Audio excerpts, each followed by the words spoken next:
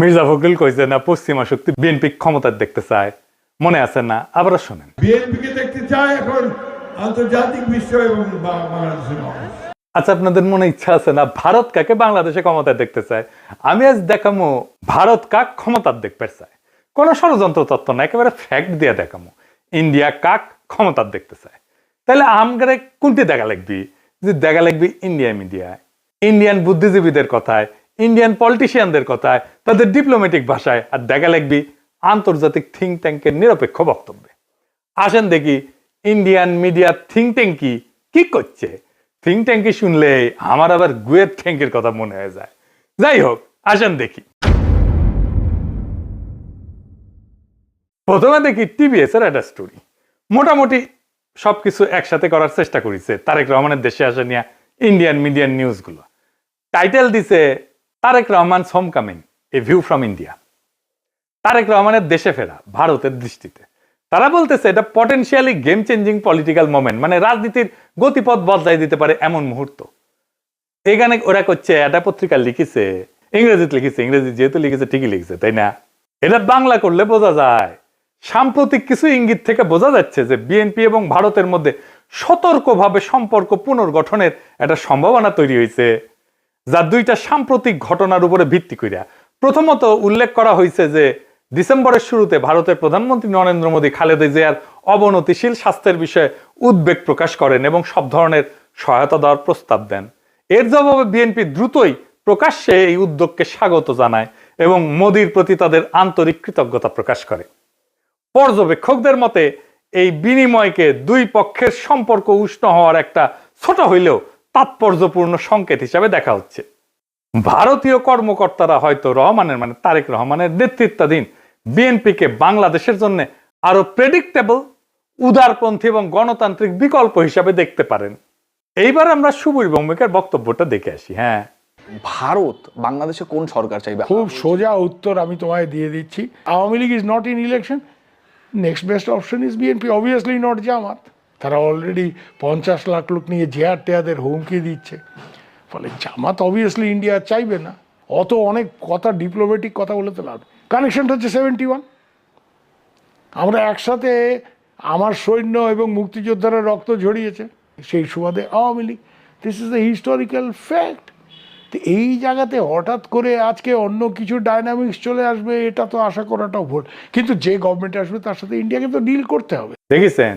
এবার আরেকটা স্টোরি দেখি। ঢাকার রাজনীতি শেখ হাসিনার বাইরে সরে যাওয়ায় ভারত হাত বাড়াচ্ছে বাংলাদেশ জাতীয়তাবাদী দলের দিকে। এখানে বলা হয়েছে মোদী যে খালেদা জিয়ার স্বাস্থ্যের খোঁজ নিচ্ছে, সেটা হইতেছে সিগন্যাল যে বিএনপির সাথে এনগেজ হইতেছে ইন্ডিয়া হাই লেভেলে। বুঝে চাও? ডেকান হেরাল্ডে কওয়া হইতেছে বাংলাদেশে শেখ হাসিনার বিকল্প হিসাবে তারেক রহমানের বিএনপির দিকে ঝোঁকের ইঙ্গিত দিচ্ছে ভারত।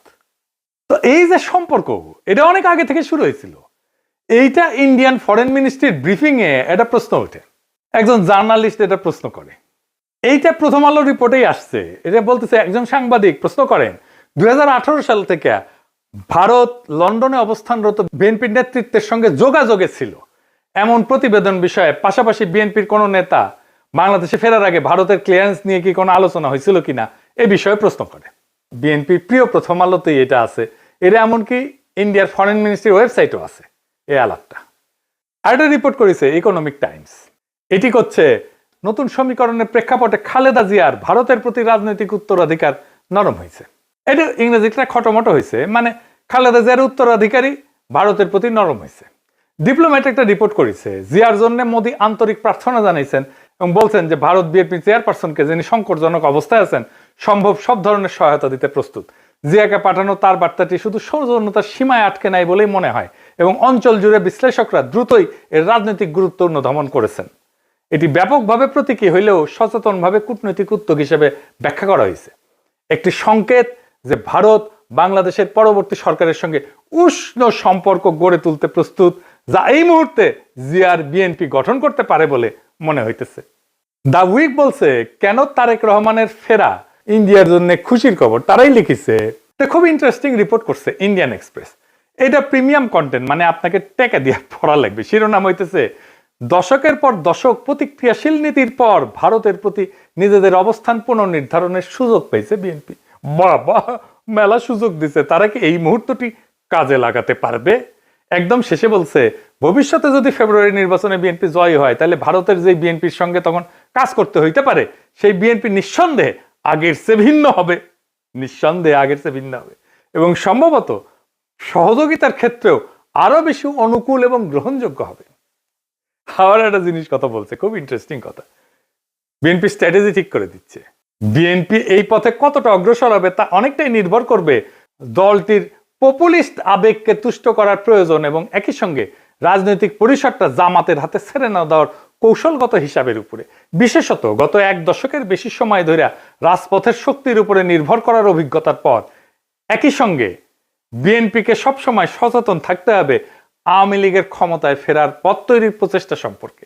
শেষ পর্যন্ত ইতিহাস বলে দেয় যদি বিএনপি 15 বছর ধরে প্রায় গোপন অবস্থায় থেকে নেতৃত্বের একটা বড় অংশ নির্বাসনে বা গৃহবন্দী থাকা সত্ত্বেও আবার জাতীয় রাজনীতির কেন্দ্রমঞ্চে ফিরে আসতে পারে, তবে আওয়ামী লীগও ঠিক তেমনটাই করতে সক্ষম।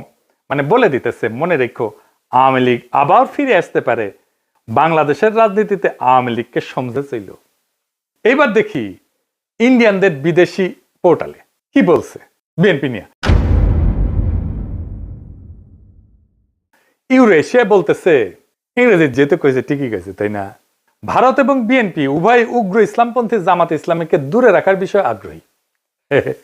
এর লক্ষ্য হইল ভারত বাংলাদেশের সাথে ক্ষতিগ্রস্ত সম্পর্ক পুনর্গঠন করা এবং নিষিদ্ধ আওয়ামী লীগের রাজনৈতিক বৈধতা পুনঃপ্রতিষ্ঠার জন্য একটা সুযোগ সৃষ্টি করা। বুঝতে চাও? মানে আওয়ামী লীগকে আবার ফিরে আনার সুযোগ সৃষ্টি করার জন্য বিএনপির সাথে কাজ করবে ইন্ডিয়া। এবার দেখে আন্তর্জাতিক সংস্থার রিপোর্ট, ইন্টারন্যাশনাল ক্রাইসিস গ্রুপ, এটা একটা স্বাধীন অলাভজনক প্রতিষ্ঠান, আন্তর্জাতিক সংস্থা বলে বলা হয় আর কি। এটা নিরাপত্তা বিশ্লেষণ করে, রাজনৈতিক অস্থিতিশীলতা নিয়ে রিপোর্ট ছাপে, বিশ্বজুড়ে সংঘাত এটা নিয়ে রিপোর্ট ছাপে। তারা গবেষণাও করে, মাঠ পর্যায়ে তথ্য, কূটনৈতিক নেটওয়ার্ক এবং বিভিন্ন দেশের রাজনৈতিক পরিস্থিতি নিয়ে রিপোর্ট প্রকাশ করে।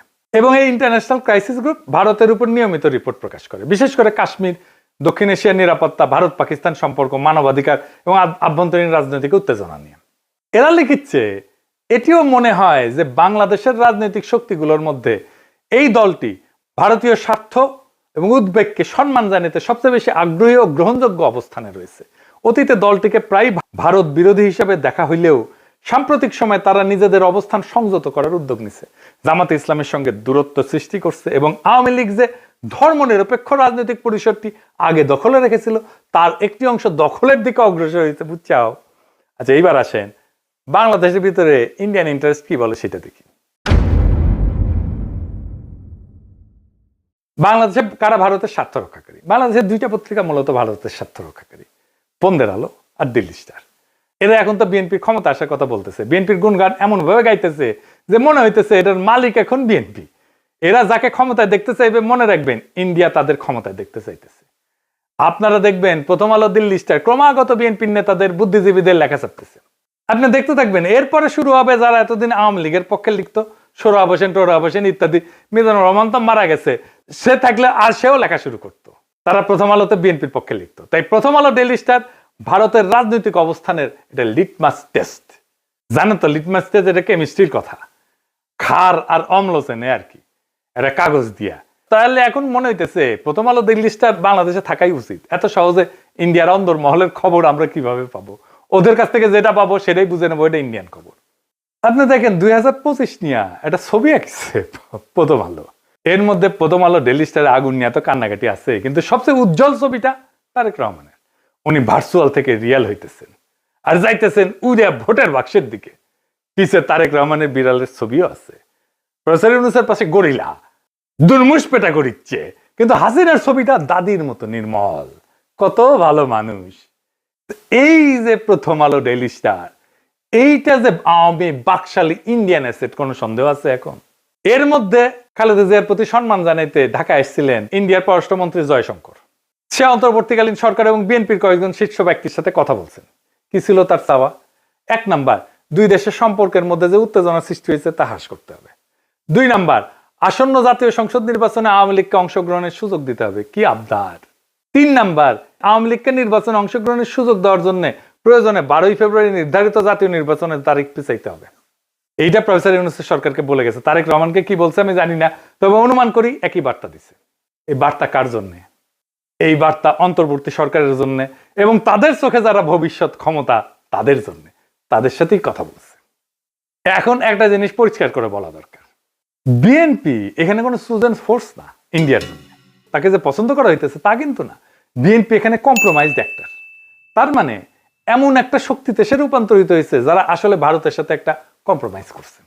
ভারত বিএনপিকে চায় কারণ বিএনপি আদর্শিকভাবে শক্ত না, কাঠামোগতভাবে দুর্বল। যেই দল 15 বছর টিকে ছিল নির্বাসনে, মামলা হামলা গ্রেপ্তার গুনখুনে, আন্তর্জাতিক সহানুভূতিতে, আমাদের মতো ইন্ডিভিজুয়াল অ্যাক্টিভিস্টদের মরাল সাপোর্টে এবং অ্যাক্টিভিটিতে, সে দল জানে ক্ষমতায় ফেরার জন্য কোথায় নতি স্বীকার করতে হবে।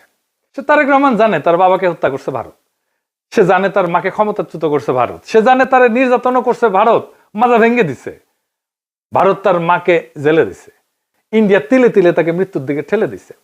আর এটাও সে জানে সে না পারছে এটা ঠেকাইতে, না পারছে নিজেকে রক্ষা করতে। তাই এই কম্প্রোমাইজ তার শক্তি না, এটাই তার দর কষাকষির পুঁজি। দিল্লির চোখে বিএনপি মানে এমন একটা দল যাকে ম্যানেজ করা যায়, নেগোশিয়েট করা যায় যার সাথে, এবং প্রয়োজনে তাকে বদলায় ফেলা যায়। এবং বিএনপিকে ইন্ডিয়া আস্তে আস্তে বদলায় ফেলতেছে, তারে আর একটা আওয়ামী লীগ বানায় ফেলতেছে। আজ ইন্ডিয়ার বিএনপিকে দরকার, কারণ জামাত অতিরিক্ত শক্তিশালী হয়ে গেছে। কাল আওয়ামী লীগ ফিরে আসলে বিএনপি অপ্রয়োজনীয় হয়ে যাবে, কারণ ইন্ডিয়ার কাছে বাংলাদেশে কেউই অপরিহার্য না, এখানে সবাই রিপ্লেসেবল। আওয়ামী লীগ চলে গেছে, এখন ধরেছে বিএনপিকে, বিএনপি চলে যাবে আর একজনকে ধরবে। তাহলে প্রশ্নটা ভারত কাকে ক্ষমতা চায় এটা না, আসল প্রশ্ন হচ্ছে বাংলাদেশ কি আবারও একটা কম্প্রোমাইজড অ্যাক্টরকে নিজেদের ভবিষ্যৎকে লিখতে দিবে, নাকি এইবার এমন একটা রাষ্ট্র বানাইতে চাইবে যাকে ক্ষমতায় রাখতে কারো দরকার পড়ে না। ইন্ডিয়ার দরকার পড়ে না, আমেরিকার দরকার পড়ে না, চীনেরও দরকার পড়ে না, যে নিজের শক্তিতে জনতার শক্তিতে ক্ষমতায় থাকতে পারে। যতদিন এই প্রশ্নের উত্তর না আসবে বাংলাদেশের সরকার বদলাবে কিন্তু রাষ্ট্র বদলাবে না, রাষ্ট্র একই রকম থাকবে। সেজন্যই দেখছেন না সংস্কার করতে চায় না বিএনপি, কারণ কম্প্রোমাইজড অ্যাক্টর দিয়ে কখনোই একটা সার্বভৌম রাষ্ট্র তৈরি হয় না, করা যায় না। ভারত কাকে চায় এটা গুরুত্বপূর্ণ না, প্রশ্ন হইতেছে ভারত যাকে চায় না সে কি টিকে থাকতে পারে কিনা। আমাদের এমন রাষ্ট্র করতে হবে, আমাদের এমন নেতা বাইছে নিতে হবে ইন্ডিয়া যাকে চায় না কিন্তু সে টিকে থাকতে পারে।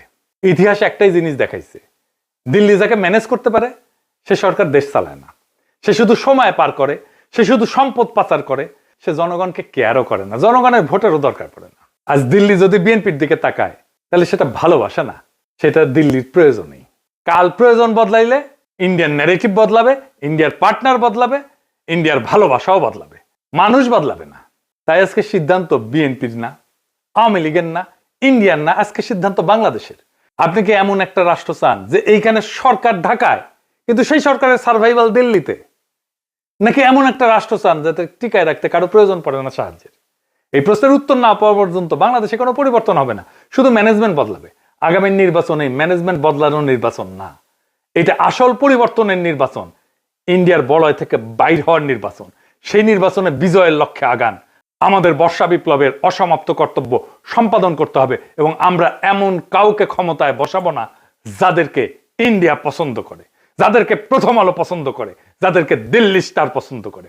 আমরা এমন কাউকে ক্ষমতায় আসবো যারা প্রথম আলো, দিল্লি স্টার, ইন্ডিয়া সবার চোখে চোখ রেখে বাংলাদেশের মানুষের সাথে লড়াই করতে পারবে।